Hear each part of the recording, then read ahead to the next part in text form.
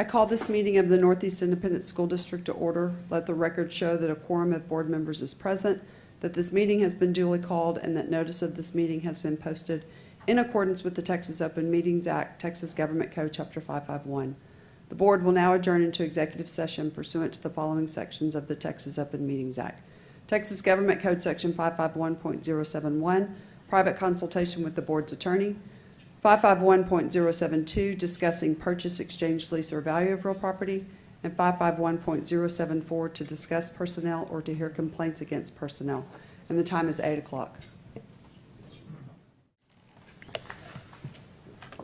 The board will now reconvene into open session. The time is 8:38. Item 4, matters from executive session. A, personnel including but not limited to administrative appointments pursuant to Government Code Section 551.074.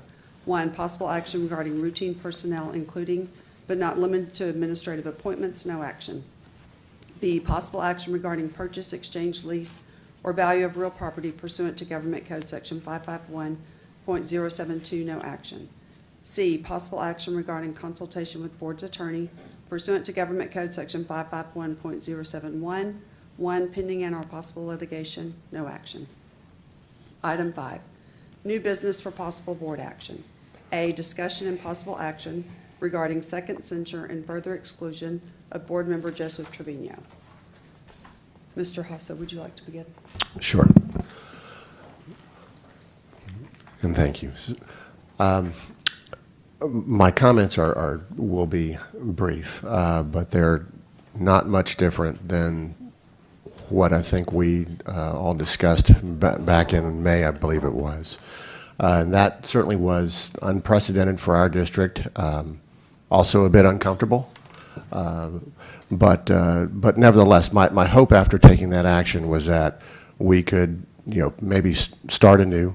I do realize that we did vote to exclude our colleague from events outside of normal or duly called board meetings, in addition to visits to campus that might concern his children who do attend our schools. And unfortunately, I think in the time since, we've still had instances of missed meetings and times that were absent, and acknowledging that happens due to other life events. However, it seems as though the ability to communicate the absences has not been as it should. I think certainly a practice I follow, as do others, is if where someone is going to be absent, proper communication is given to the board president, in some cases, or someone. In addition to that, efforts to really follow up and be mindful of things that are going on, so that a board member absent is not completely out of the loop. Additionally, outside of other meetings that are missed and just other opportunities to properly render your service to the board, I think there are judgments that are made that really show a lack of thought, just things that are done, particularly in the avenue of social media, and that will be discussed a little bit later by another one of our colleagues, that really just show a lack of proper judgment that I think someone who holds any office ought to have. And so with that, that concludes my comments. Okay. Mrs. Huey. Many years ago, we had a board member who was critically ill, as in we thought we were going to lose him. It was extremely severe. He was given last rites multiple times. And he did miss quite a few board meetings. During that just horrible time, he was never, ever out of contact with our board president. He stayed in constant contact. He stayed up on the events that were going on. He was diligent about reviewing the agenda, sending his questions, particularly when it pertained to his single-member district. he stayed on top. He knew, and he even sent a letter to his community, a personal letter to his community that was posted on the website saying, you know, this is happening. I don't intend to miss out on anything other than, you know, physical presence. He made sure that he was still a very viable and vital part of this board. And that's not been the case in the last few months here. We have been a terrific team of 6 board members who strongly support an ethical process, a respectful process. We hold our board president in very high esteem. We support her 100%. The constant issues that have been going on the last few months have hurt us all emotionally, and our reputation as a premier board is forever tarnished, and that strikes deeply to my heart as I know what things could be. So I think I better end with that. Okay. Ms. Trevino, we are here again discussing something that is not at all typical of how our board operates.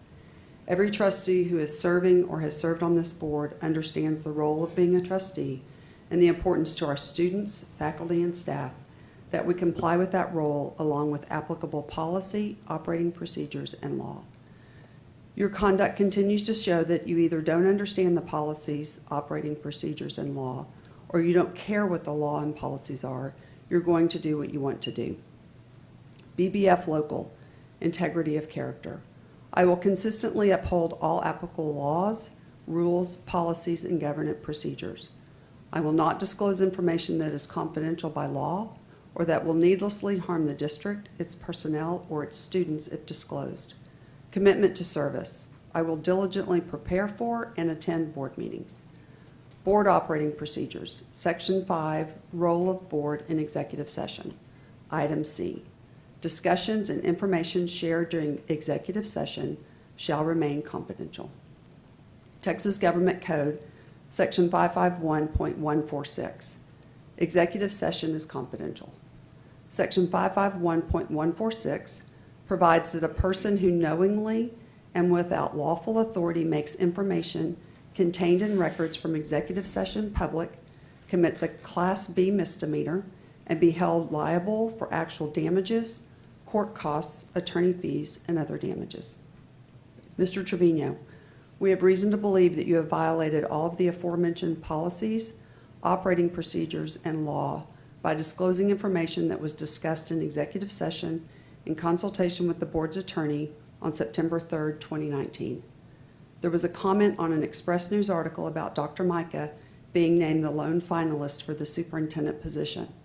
The commenter stated information that had only been discussed with Dr. Micah in consultation with the board's attorney during closed session.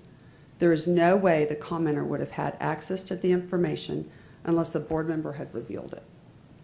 In executive session at the September 9th board meeting, Mr. Lopez apprised the board of the comments and asked each board member if they had told anyone about the information that was only discussed in executive session at the September 3rd meeting. Each board member answered that they had not. Since you were not at the September 9th board meeting, Ms. King contacted you on the morning of September 10th and asked if you would come for a meeting with me, Dr. Micah, and Mr. Lopez. You said that you were out of town and would not be available. I texted you and said, I understand that you are having some personal business. However, it is imperative that we meet with you this week. We spoke to each board member last night about a concern, but since you were absent, you were not afforded the opportunity to share. This is something that cannot be discussed through a digital forum, but rather requires a face-to-face meeting. I gave you 2 dates that worked for a meeting. You responded. I don't understand why we need to meet again, as I was censored and my grievance appeal was denied, so my only option is to appeal it through TEA. I would like to know exactly what it is you would like to discuss. I feel at this point everything must be in writing. I texted again. I have asked you to meet to discuss a serious issue that was presented by legal counsel to the other board members in closed session at Monday's meeting. The intention was to have you be part of that meeting, but you did not attend. The matter has potential legal implications, but needs to be discussed face-to-face and for you to be afforded the same opportunity to discuss the issues as other trustees. I again gave you dates and times to meet, and you never responded. On September 11th, after not hearing from you, I sent you an email that said, "You have repeatedly refused to meet with me, Dr. Micah, and Mr. Lopez so that we can discuss a serious matter with potential legal implications. This situation was discussed with every other board member during closed session at Monday's meeting. Therefore, you have left no choice but to place this item on a future board meeting agenda." And again, I got no response. So here we are, looking to take possible action to censure you again and exclude you from executive session. Mr. Trevino, the tone of the comments in the article sound very much like some of your emails and comments during the censure and grievance process. From the newspaper comments, and I quote, "This is not Grona's district. Grona refused to spend the money on a headhunter firm. Continue this in-house pattern dictated by Grona." End quote. You have blamed me for causing the censure and exclusion, and there have been several instances where you have not been truthful. So, as stated above, we have reason to believe that you have violated policy, procedure, and law, while also potentially waiving the board attorney-client privilege.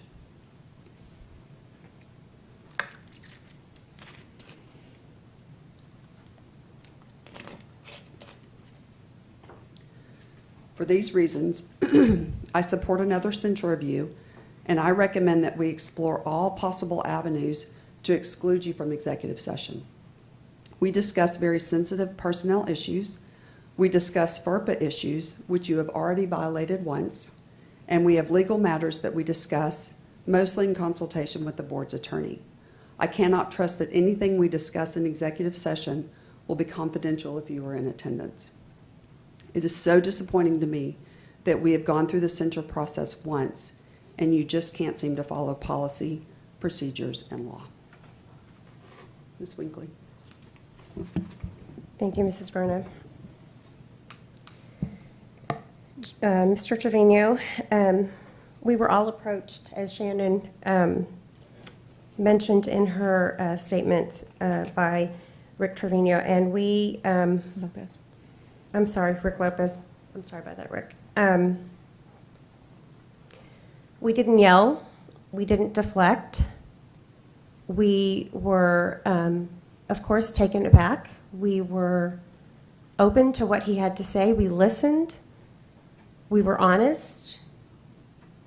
We didn't change our story. It's hard to read comments like I did in the newspaper, and it was information that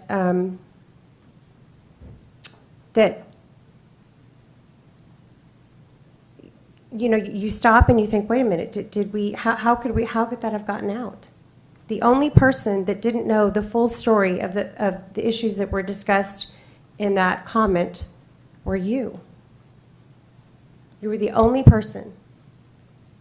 And so I find it really disheartening, but I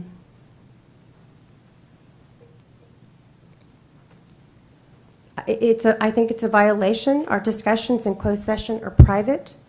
They're personal. They're very serious.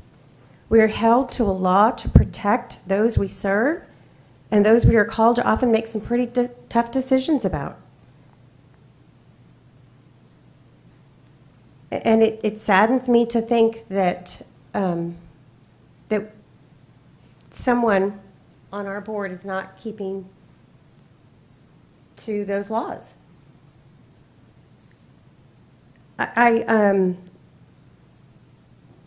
Yelling at Shannon, yelling at any of our board members.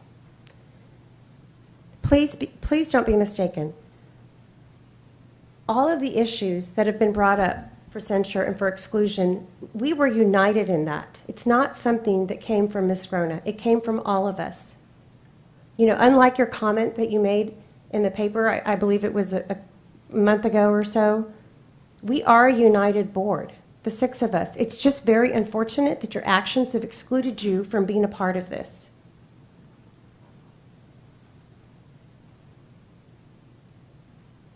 We cannot allow the district to be vulnerable to such behavior and such actions.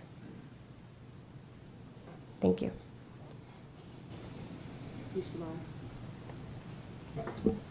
I'd say briefly, Mr. Trevino, we talked back in May about you wanting to make sure you did better, that you're committed to this.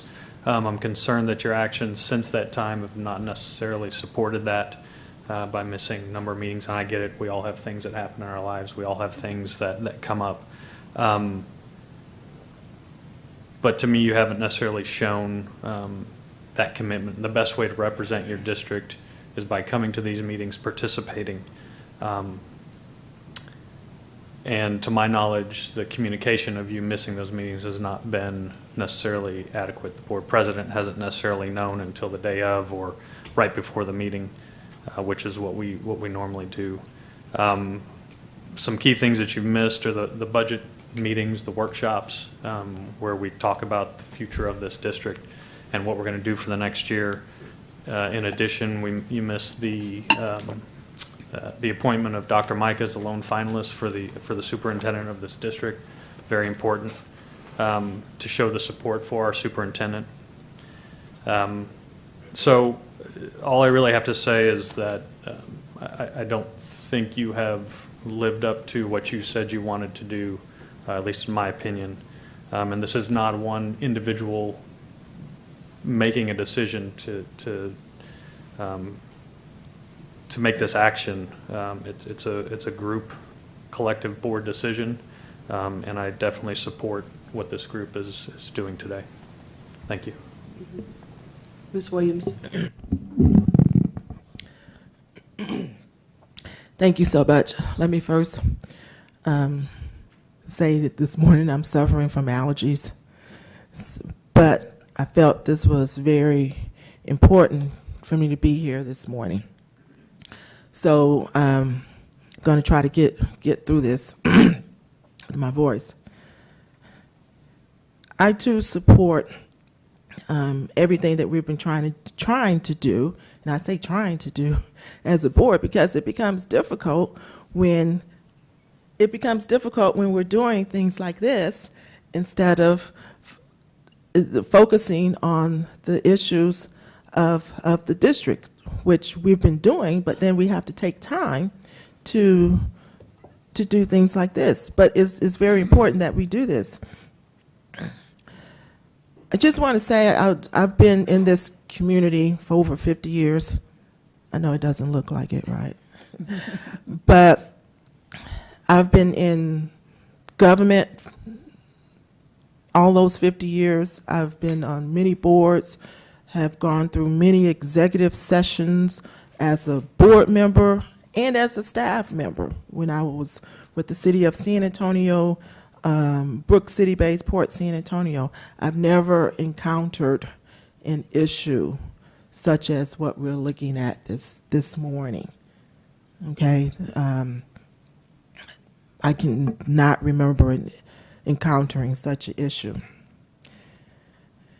Now, saying that, I also want to mention that San Antonio may be the 7th largest city, over 1 million people. However, if you notice, we tend to congregate in the same circles. So something you think someone may not see or know, it ends up that folks do see and do know certain things, and it gets back to others.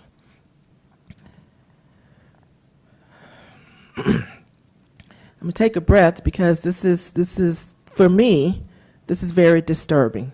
Okay, what I saw, what got back to me, that was posted on your Facebook page. Okay, as board members, we have to be very, very careful about social media. So I'm going to read this. Okay. This was posted Dallas Cowboy, DE, defensive end, Mark Lawrence. A kid is a kid no matter what jersey he has on. Never should have gave you niggas money. You heard me.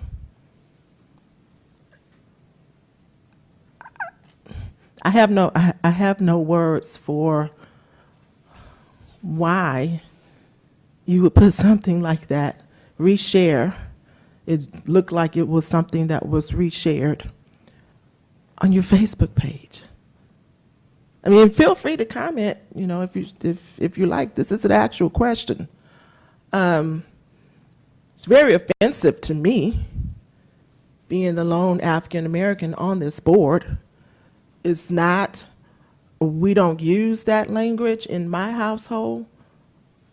My boys don't use, I say boys, they're men now, don't use that language. And especially in today's time, with a lot of things going on in this country, I just don't understand, especially as public officials. I mean, we are public officials. We represent, you have stated several times, you were elected by your community. You represent your community. Is this what your community represents? I mean, if you want to comment, feel free to do that, but I at this time, I have no further words for that. It's offensive. I feel it doesn't represent the thoughts of our other board members. Surely does not represent my community. So whatever we can do to make sure this doesn't happen again, I support it. Mr. Trevino, did you have some comments? Thank you, Ms. Groner. I don't know how all this came about. I've stayed away from my daughter's school since I haven't been to her school one time to meet with any of her teachers. Okay? I don't. You can ask them, you can call them. I don't visit her campus. I don't even pick her up. I pick her up outside. Today's parent-teacher night. I'm not even going because I don't want somebody to say that I said something. You know, I'm staying away. I come to the meetings. I was out of town and when I was out in June, I was in the hospital. This board sent me flowers. I got out. I had a line in my arm for 6 weeks. Right now, I'm actively active with E. coli in my blood because of all that. I'm in the process of getting all my medical records, and I'll give them to everybody, anybody that wants them, to prove where I was and why I was not here. I had an open line in my arm that anybody could have got infected from. And I stayed home for 6 weeks. You know, and as far as my the Facebook, I shared something because people didn't like what that football player did to that little boy. I didn't make those comments. Somebody else did. But because I shared them, because what he did was disrespectful to that young man, and I understand the language that's in it is very offensive, but those were not my words. Yes, they were. Well, Yeah. but again, I stand by what I said. I don't know anything about any of this because I wasn't here, so I'm automatically guilty. But that's, Shannon, that is my personal opinion, not anybody else's, my opinion. That is my opinion. Not nobody else, not anybody out there. This is my opinion. You know, I stayed away. I don't communicate with nobody. I don't do anything with anybody. And I just don't understand where any of this came from. But it's clear that the decision was made that I'm guilty, period. And I've asked, well, what did I do wrong? Where's the proof that I did this? And nobody's given me anything. I didn't do anything wrong. And trust me, what was discussed back there, we've discussed way more things that were way important than that. Way important. And I've never said nothing. Never. Not in an executive session. Because that's one of the first things we learned as board members, is it's illegal. So as I said before, if the board sees fit that that's what they need to do, I respect the board's decision, just like the last censor. And when I was denied my grievance won. I've accepted it. But this, I had nothing to do with. Okay. Are there any other comments from any board members? Seeing none, do I have any motions?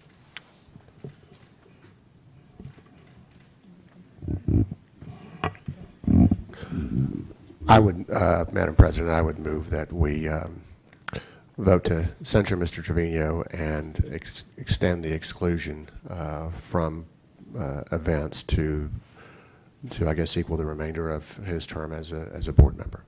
I'll second that. Okay, all those in favor say aye. Aye. Opposed? The motion carries. Item 6, adjournment, and the time is 9:03.